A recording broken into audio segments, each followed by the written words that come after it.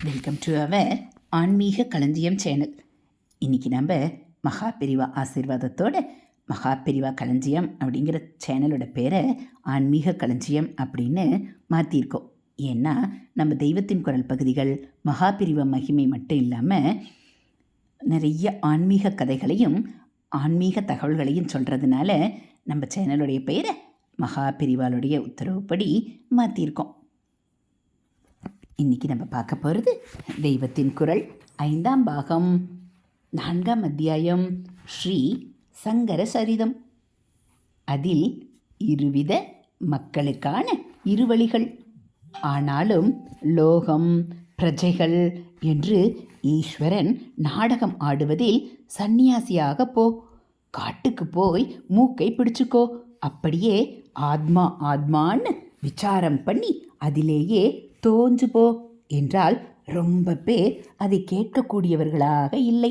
எல்லாவற்றுக்கும் காரணமான வஸ்துவை தெரிந்து கொண்டு பிரம்மம் பிரம்மம் என்றும் அதுதான் தன்னுடைய ஆத்மா என்று தெரிந்து கொண்டு அதிலேயே ஐக்கியமாகிவிட வேண்டுமென்ற தாபம் பெருவாரியானவர்களுக்கு ஏற்படுவதே இல்லை. இந்த தாபத்திற்கு முமுக்ஸ்துவம் என்று பெயர்.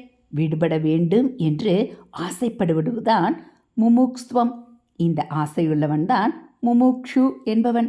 நிவிருத்தி மார்க்கம் என்று இத்தனை நாளி நான் சொன்னது ஞான மார்க்கம் என்று பொதுவில் சொல்லப்படுவதுதான். அதில் செல்ல யோகியதை பெற்ற அதிகாரி முமுட்சுகள்தான். ஜனத்தொகையில் அவர்கள் ரொம்பவும் கொஞ்சமாகவே இருப்பார்கள். மற்றவர்கள் ஏதாவது காரியம் செய்வதில்தான் எப்போதும் ஈடுபட்டிருப்பார்கள். வெளி உபகரணங்கள் மற்ற மனுஷியர்கள் ஆகியவை இல்லாமல் காரியம் இல்லை.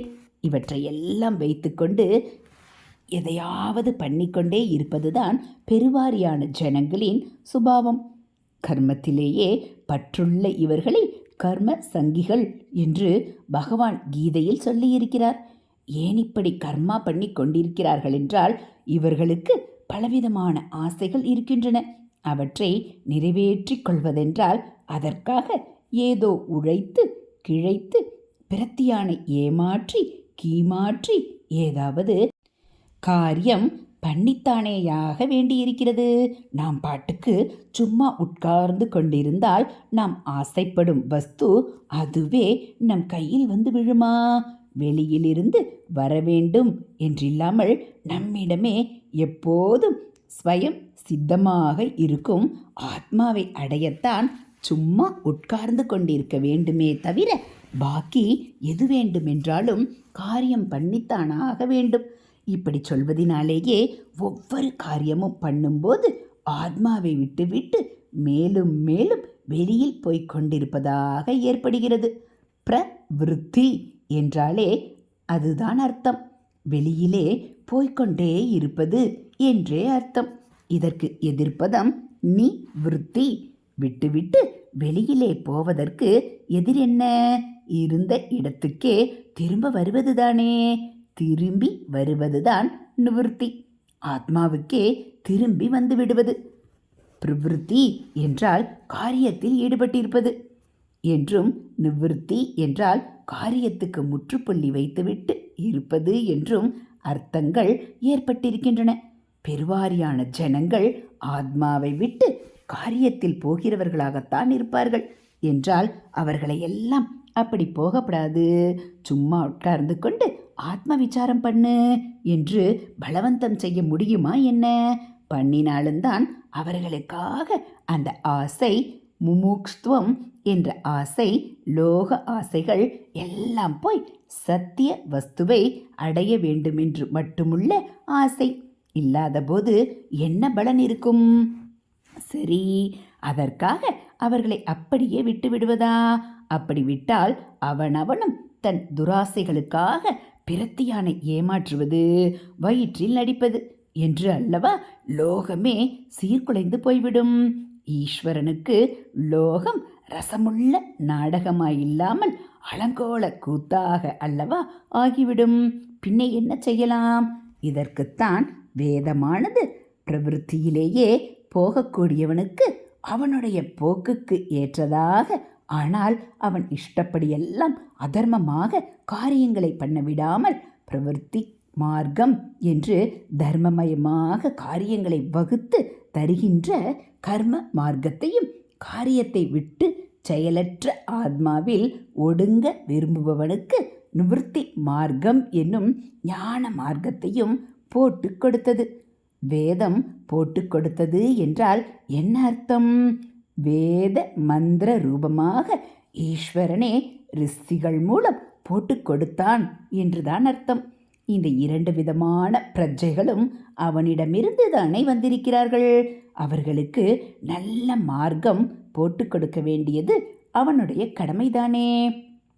கர்ம சங்கிகளாகவே அதிகம் பேர் இருக்கிறார்கள் என்றால் அதுவும் அவனே அவர்களை அப்படி இருக்கும்படி பண்ணி போட்டிருப்பதால் தான். யத பிரவருத்திர் பூதானாம் ஏன சர்வமிதம் ததம் என்று கீதையில் சொல்கிற இடத்தில் எவனால் இது அனைத்தும் வியாபிக்கப்பட்டிருக்கிறதோ அந்த ஈஸ்வரனிடமிருந்தேதான் ஜீவர்களுக்கு பிரவருத்தி என்பது ஏற்பட்டிருக்கிறது என்று ஸ்பஷ்டமாக தெரிவிக்கப்பட்டிருக்கிறது. இதை ஆச்சாரியால் பாஷ்யத்தில் மேலும் ஸ்பஷ்டமாக்கி ஈஸ்வரன் ஒரு ஜீவனுக்குள்ளே அந்தர்யாமியாக உட்கார்ந்து கொண்டே அதை பிரவருத்தியில் ஈடுபடுத்துகிறான் என்று சொல்லி இருக்கிறார். முதலில் கர்மயோகம் முதலான அத்தியாயங்களில் சொல்லும்போது பகவான் ஜனங்கள் கர்ம சங்கிகளாக, அதாவது பிரவருத்தியிலேயே நாட்டமுடையவர்களாக இருப்பதற்கு காரணம் பிரகிருதி என்றே சொல்லி வந்தார். பிரகிருதி என்றால் மாயைதான். சரி, மாயை என்றால் அது மட்டும்தானே? ஏதோ பண்ணுகிறதா என்ன? அந்த மாயையும் உடையவனாக, அதற்கு எஜமானனாக ஈஸ்வரன் தான் இருக்கிறான். பிரகிருதி என்பது மாயை என்று தெரிந்து கொள். அந்த மாயைக்கு சொந்தக்காரன், மாயையின் எஜமானன் மகேஸ்வரன் என்று தெரிந்து கொள் என்று ஒரு உபனிஷத்து சொல்கிறது. பகவானும் கீதையில் மம மாயா துரத்தியா, கடக்க இயலாததான என்னுடைய மாயை என்றே சொல்லியிருக்கிறார்.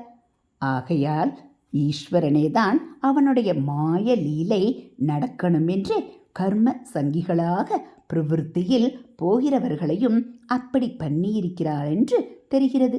ஜீவர்கள் அத்தனை பேருமே நிவர்த்தியில் போனால் என்ன ஆகும்? அவர்கள் ஞானத்தினால் மாயையை உடைத்தெறிந்துவிட்டு ஈஸ்வரனுடைய நிர்குணமான பிரம்ம ஸ்வரூபத்திலேயே ஐக்கியமாகி விடுவார்கள். அப்புறம் பிரபஞ்ச லீலை என்று எப்படி அவன் விளையாடி கூத்தடித்து சந்தோஷப்பட முடியும்? முதலில் சிருஷ்டியில் தோன்றிய சனகாதிகள் நிவர்த்தியில் போய்விட்டதால் அப்புறம் பிரஜாபதிகள் என்றே ஏகமாக பிள்ளை குட்டிகளை பெற்று பூமியை ரொப்புவதற்காக மரீசி முதலான 10 பேரை பிரம்மா சிருஷ்டித்தார் என்று பாகவதத்தில் பார்க்கிறோம். ஆகையினால் திவ்ய சங்கல்பமே லோகம் பூராவும் ஞானியாக போய் லோகத்தையே விட்டுவிட்டு போய் அவனுடைய ட்ராமா ஸ்டேஜை காலியாக பாழாக பண்ணிவிடக்கூடாதென்றுதான் இருக்கிறதென்று தெரிகிறது. ஆனாலும் அதற்காக டிராமாவில் நடிக்கிற எல்லாரையும் தறிக்கெட்டு அவரவர் இஷ்டத்துக்கு ஆக்ட் பண்ண விட்டு விடலாமா?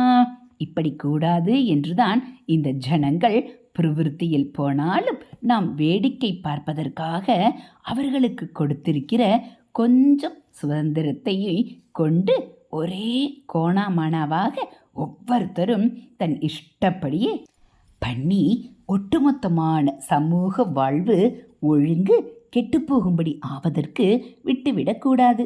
இதுகள் தனி பிரஜைகளாகவும் ஒரேயடியாக தப்பு பண்ணி பாபத்தில் மாட்டிக்கொள்ள விடக்கூடாது.